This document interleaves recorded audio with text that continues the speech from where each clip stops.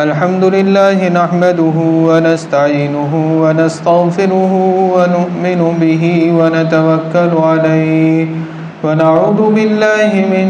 شرور أنفسنا ومن سيئات أعمالنا من يهده الله فلا مضل له ومن يضلله فلا هادي له ونشهد أن لا إله إلا الله وحده لا شريك له ونشهد أن سيدنا ومولانا محمدا عبده ورسوله أما بعد فقد قال الله تبارك وتعالى أعوذ بالله من الشيطان الرجيم بسم الله الرحمن الرحيم وَلَقَدْ يَسَّرْنَا الْقُرْآنَ لِلذِّكْرِ فَهَلْ مِن مُّدَّكِرٍ صدق الله العظيم بسم الله الرحمن الرحيم أرأيت الذي يكذب بالدين فذلك الذي يدع اليتيم ولا يحض على طعام المسكين فويل للمصلين الذين هم عن صلاتهم ساهون الذين هم يراءون ويمنعون الماعون۔ اس سورت کا آخری لفظ معون ہے، اسی سے اس سورت کا نام بھی رکھا گیا ہے سورہ معون۔ معون کا مطلب ہوتا ہے معمولی چیز، معون کا مطلب ہے معمولی چیز جو عام طور پہ ہم استعمال کرتے رہتے ہیں۔ یہ مکی ہے یا مدنی؟ مکہ میں نازل ہوئی یا مدینہ میں نازل ہوئی، اس بارے میں اختلاف ہے۔ ایک رائے تو یہ ہے کہ یہ مکی ہے، دوسری یہ ہے کہ یہ مدنی ہے، جبکہ تیسری رائے یہ ہے کہ اس کی پہلی 3 آیتیں مکی ہے اور دوسری بعد والی جو 4 آیتیں ہیں یہ مدنی ہے، اس لیے کہ پہلی 3 آیتوں میں کفار کا تذکرہ ہے، بعد کی 4 آیتوں کے اندر منافقین کا تذکرہ، اور منافقین مکہ میں نہیں تھے، یہ مدینہ میں تھے،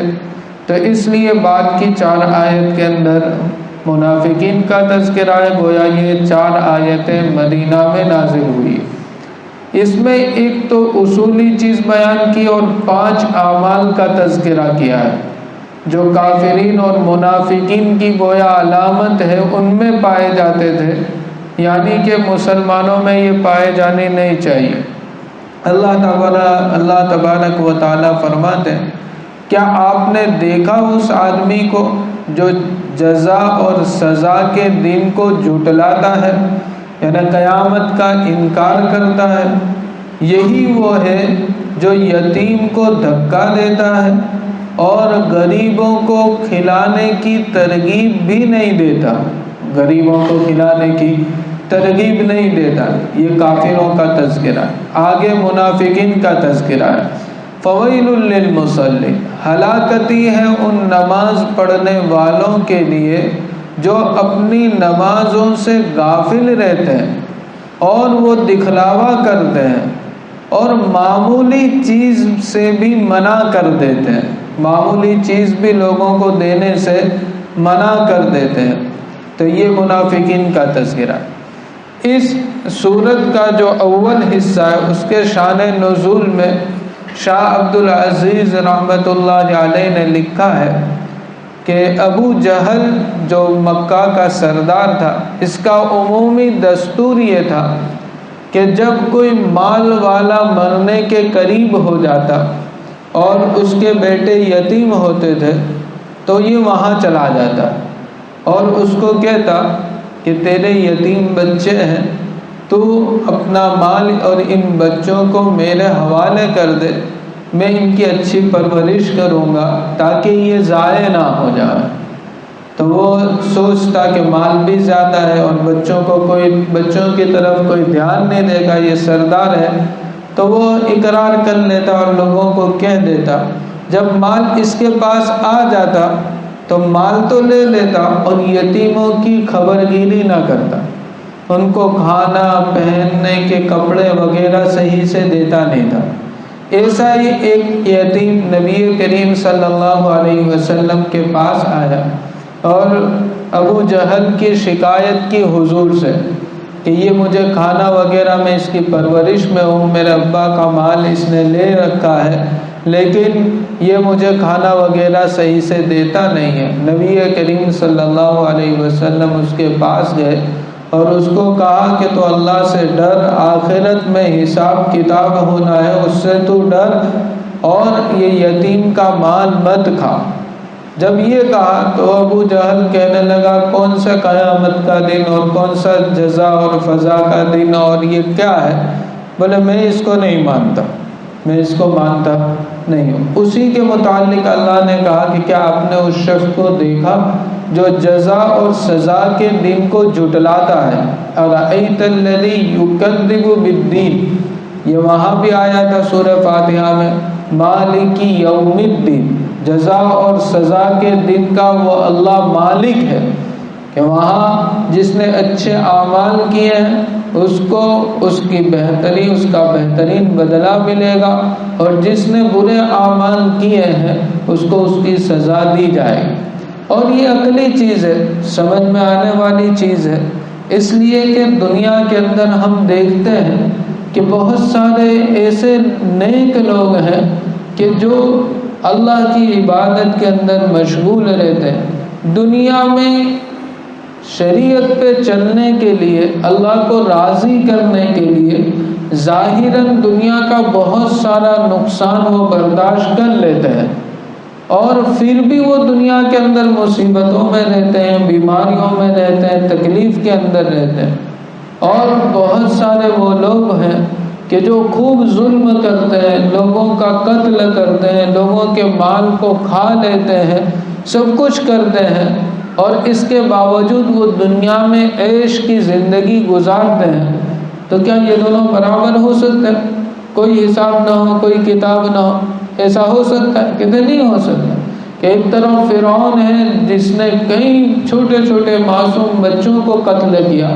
اگر اس کی سزا دنیا میں دینا چاہیں تب بھی نہیں دے سکتے، اس لیے کہ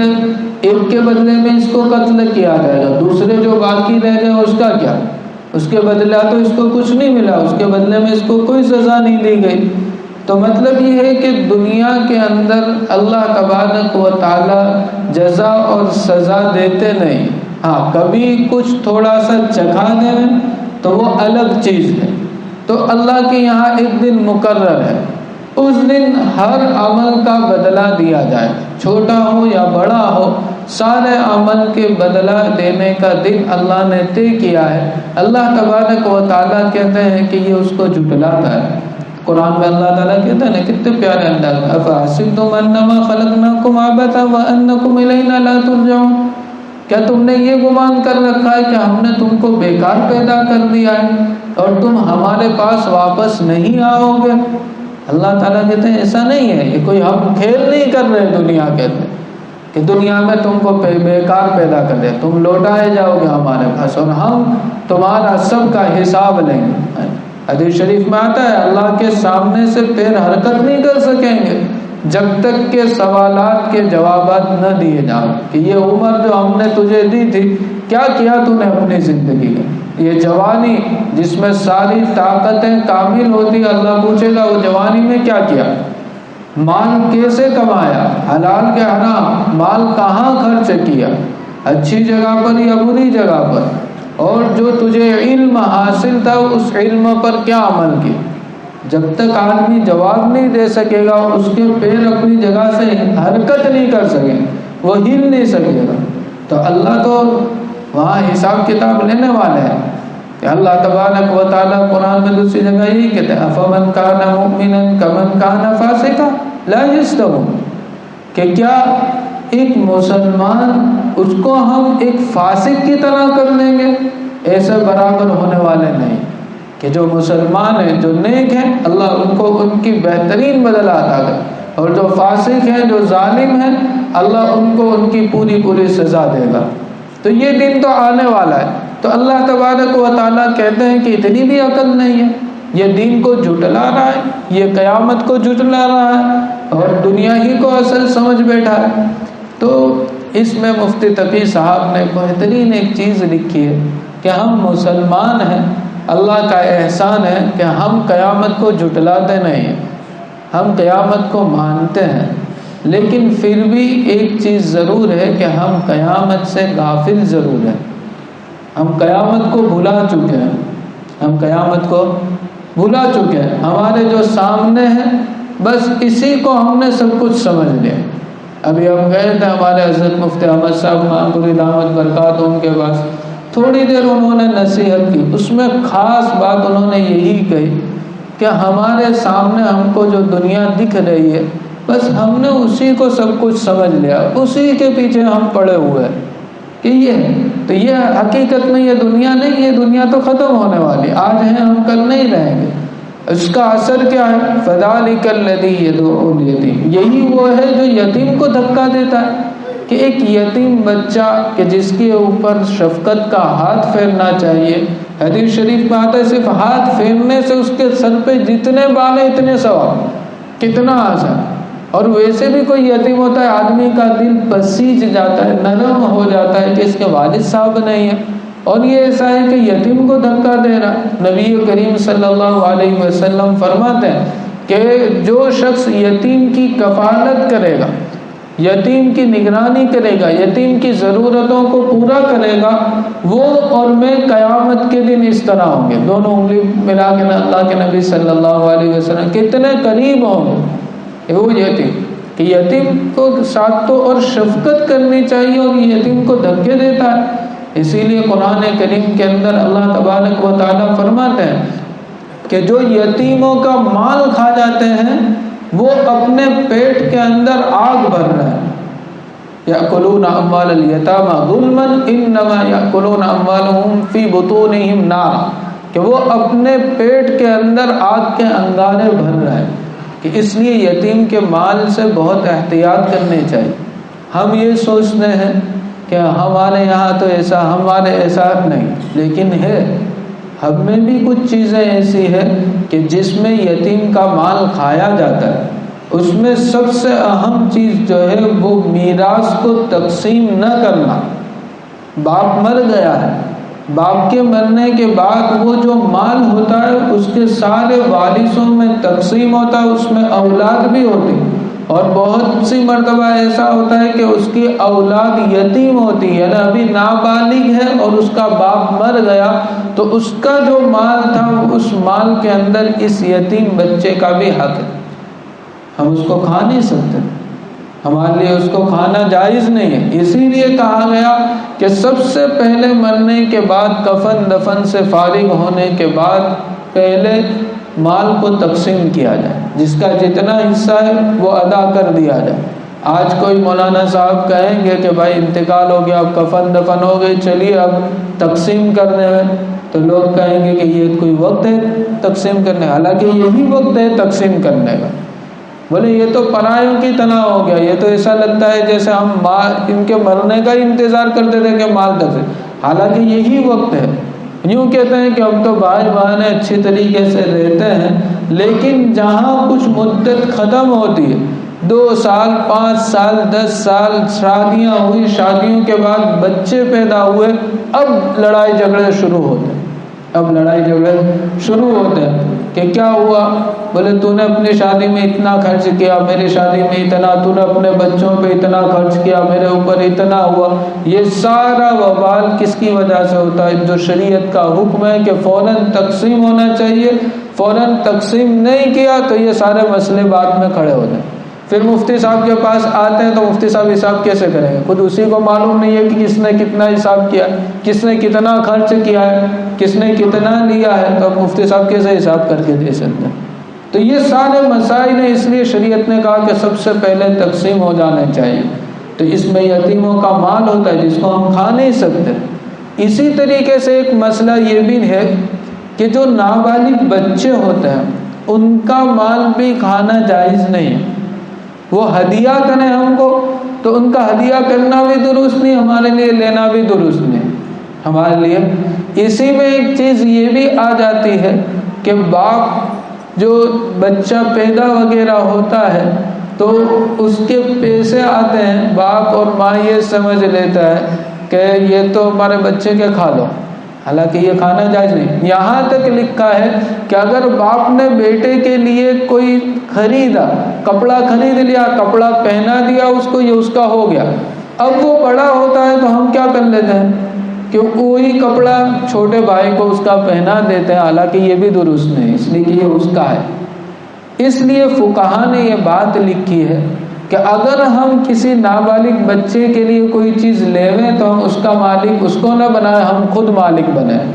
ہم خود مالک، تاکہ ہم مالک ہوں گے تو ہم اس کے بعد چھوٹا جو ہمارا بچہ ہے اس کو بھی پہنا سکتے ہیں، کوئی ہمارے رشتہ دار میں چھوٹا ہے اس کو بھی دے سکتے ہیں، ورنہ تو یہ دینا بھی جائز نہیں۔ ہاں دینا ہے تو کیسے دیں گے، اس کی قیمت طے کریں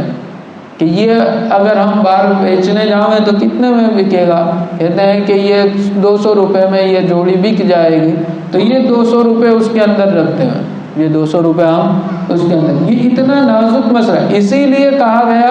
کہ اگر ہم جب کسی کے یہاں ہدیہ دینے جاؤں تو بچے کو نہ دیں بلکہ باپ کو دیں کہ یہ ہم نے تم کو دیا، تمہارے جو کرنا وہ کرو۔ وہ عموماً باپ خرچہ اسی کے اوپر کرتا ہے، تو ہم خرچ بچوں کے اوپر کرتے تو ہیں لیکن بہت سی جگہ پر چوک جاتے ہیں۔ کیوں؟ اس لیے کہ ہم نے مسئلہ سمجھا نہیں، کہ ہم نے اس کے پاس سے لیا، وہ تھا 200 روپے کا، ہم نے دوسرے کو دے دیا، ہم 2000 10,000 خرچ کرتے ہیں لیکن اس میں کبھی نیت یہ نہیں ہوگی کہ یہ اس کے بدلے ہم خرچ کر رہے ہیں، تو ہمارا وہ تو باقی کا باقی رہ گیا۔ کہ اس لیے یہ ساری چیزیں سمجھنے کی ہوتی ہے کہ بچوں کا مال جو ہوتا ہے اس کی ہم حفاظت کریں، بچے کا مال اسی کے اوپر خرچ ہوگا، دوسرا کوئی خرچ نہیں، ماں باپ بھی اپنے کام کے اندر اس کا مال خرچ نہیں کر سکتے ہے۔ تو یہ آیت کریمہ میں اللہ تبارک و تعالیٰ نے فرمایا کہ یہ تو وہ ہے جو یتیم کو دھکا دیتا ہے، جس کے ساتھ تو شفقت کا معاملہ کرنا چاہیے، ہمیں بھی یتیموں کا خاص خیال رکھنا چاہیے۔ ہمارے یہاں بھی محلے میں بہت سارے ہوتے ہیں، وہ بیچارے ادھر ادھر گھومتے رہتے ہیں، کم از کم کچھ نہیں کر سکتے تو اس کو اس کے جو رشتہ دار ہیں ان کو سمجھا کر کم از کم اس کو مدرسے میں ڈلوا دیں کہ وہ مدرسے میں جا کر مدرسے والے اس کا دھیان دیں گے اور ایک اچھا آدمی بن کے نکلے گا۔ ورنہ بہت سے مرتبہ ایسا ہوتا ہے کہ وہ بچہ آہستہ آہستہ برے راستے پہ چڑھ جاتا ہے اور پھر ایک مدت کے بعد وہی ڈون بنتا ہے اور وہ سب کے لیے سر کا درد بنتا ہے، اس کی تو زندگی ضائع ہو گئی، اور ہم نے تھوڑی سی فکر کر لی، اس کو مدرسے کے اندر بھیج دیا، بس مدرسے والے اس کے پیچھے محنت کر کے اس کو ایک اچھا انسان بنا دیں گے۔ تو اس لیے اس کی فکر کرنی چاہیے۔ وَلَا يَحُضُّ عَلَىٰ طَعَامِ الْمِسْكِينِ، اور یہ غریبوں کو کھلانے کے ترغیب بھی نہیں دیتا، اتنا کنجوس ہے کہ لوگوں کو بھی نہیں کہتا کہ بھائی یہ غریب ہے اس کی تھوڑی ہیلپ کر دو۔ اصل تو یہ ہے کہ ہم خود خرچ کریں، اور ایک نیچے والا درجہ یہ ہے کہ ہم دوسرے کو متوجہ کر دیں، یہ ایسا ہے کہ دوسروں کو بھی متوجہ نہیں کرتا ہے نا۔ تو ہمارے یہاں بھی بہت سارے غریب ہوتے ہیں جن کو کھانے کی ضرورت ہوتی ہے، تو یہ ہماری ذمہ داری ہے کہ ہمارے پاس ہے تو ہم اس کو دیں۔ ایک تو یہ ہے کہ ان کی حالت یہاں تک پہنچ گئی ہے کہ بھوک کی وجہ سے مر جائے گا، پھر تو ہمارے پاس موجود ہے تو دینا ہمارے لیے ضروری ہے، ہمارے اوپر لازم اور فرض ہو جاتا ہے۔ اور اگر ہم نہیں دے سکتے، ہمارے پاس نہیں ہے، تو پھر ہماری ذمہ داری ہے کہ ہم دوسروں کو ترغیب دیں کہ بھائی اس کے گھر کے اندر فاقے چل رہے ہیں، ان کے پاس کھانے کو نہیں ہے، ہم کچھ انتظام کرنے میں کسی سے مانگ کر اس کو پہنچانے میں یہ ہماری ذمہ داری ہے کہ ہمارے محلے میں، ورنہ وہ زمانہ کہاں اور ہمارا زمانہ کہاں۔ ایک زمانہ وہ تھا کہ مسلمانوں کے محلے میں جو بھی آ جائے، بلکہ اس سے پہلے ایک زمانہ ایسا گزرا ہے کہ کوئی بھی کہیں بھی چلا جاتا تھا اس کو کھلا دیا جاتا،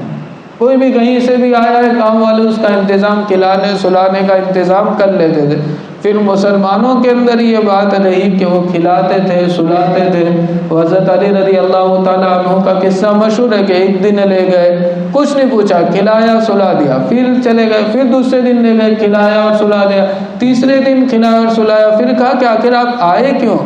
تو وہ کہتے ہیں کہ میں نبی کریم صلی اللہ علیہ وسلم سے ملاقات کے لیے آیا ہوں، پھر وہ لے جاتے ہیں اور ایمان لاتے ہیں۔ کہ یہ تھا کہ پہلے کہیں بھی پہنچ جاتے تھے، ہمارے جو بوڑھے ہیں ان کی دیکھیے سنیں کہ کوئی بھی نیا آ جاتا تھا مہمان، کوئی بھی ایسا محسوس ہوتا تھا کہ یہ یہاں کا نہیں ہے، فوراً اس کو پوچھتے تھے کہ بھائی آپ نے کھانا کھایا یا نہیں کھایا؟ نہیں کھایا، گھر سے کچھ بھی تھوڑا بہت لا کر اس کو کھلا دیتے تھے، مسجد کے اندر سلا دیتے تھے۔ اب تو ہوٹلوں نے سب ستیہ ناش کر دیا، سب ختم کر دیا، ساری محبتیں گویا ختم ہو گئی۔ اب تو یہ زمانہ آ گیا ہے کہ اپنے رشتے دار کو کھلانے کے لیے جلدی تیار نہیں، اپنے بھائی کو بلانا ہوتا ہے تو آدمی 10 مرتبہ سوچتا ہے کہ یار میں کھانا کھلاؤں، حالانکہ کھانا کھلانا نبی کریم صلی اللہ علیہ وسلم نے چند اعمال ایسے بتائے کہ جس کی وجہ سے آسانی سے جنت میں داخل ہو جائے۔ اس میں ایک ہے سلام، یہ سلام بھی ہمارے زندگیوں میں سے ختم ہو گیا، اور دوسرا ہے کھانا کھلانا، کہ کھانا کھلانے کی وجہ سے بھی آدمی آسانی سے جلدی سے جنت میں داخل ہو جائے۔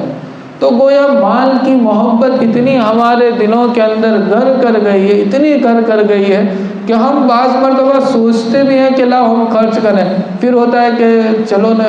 بعد میں دیکھ لیں گے، وہ بعد میں دیکھ لیں گے، نہیں وہ آتا ہی نہیں ہے، بعد کی بات آتی ہی نہیں۔ اس لیے حدیث شریف کے اندر آتا ہے کہ جب کوئی نیکی کا خیال دل کے اندر آ جاوے تو فوراً اس پہ عمل کر دو، ورنہ تو شیطان وہاں سے تم کو ہٹا دے گا۔ تھوڑے ٹائم کے بعد یا تو کہے گا کہ اس سے کوئی اچھی جگہ پہ خرچ کریں، لیکن وہ اچھی جگہ کبھی آنے ہی والی، یہاں خرچ کر دو اللہ خوب دیتا ہے، جو خرچ کرتا رہتا ہے اللہ اس کو دیتا ہے، یہ چلا جاتا ہے۔ تو اللہ تبارک و تعالیٰ فرماتے ہیں وَلَا يَحُضُّ عَلَىٰ طَعَامِ الْمِسْكِينِ، یہ ایسا آدمی ہے کہ غریبوں کو کھلانے کی ترغیب تک نہیں دیتا، یعنی خود تو نہیں کھلاتا، کم سے کم دوسروں کو تو کہے۔ فَوَيْلٌ لِّلْمُصَلِّينَ، اور ان نمازیوں کے لیے بھی ہلاکت ہے جو اپنی نمازوں سے غافل رہتے ہیں اور جو دکھلاوا کرتے ہیں اور معمولی چیز بھی خرچ کرنے سے رک جاتے ہیں، معمولی خرچ بھی معمولی چیز سے بھی منع کر دیتے ہیں۔ یہ 3 آیتیں 4 آیتیں یہ منافقین کے بارے میں ہے، تو ان سے بھی ہمیں بچنا ضروری ہے، انشاءاللہ اس کی تفسیر آئندہ کریں گے۔ اللہ تبارک و تعالی ہمیں صحیح معنی میں آخرت کا استحضار عطا فرماوے۔ اللہم لک الحمد کلہ ولک الشکر کلہ ولک المن کلہ، یا رب صل وسلم دائما ابدا علی حبیبک خیر الخلق کلہم۔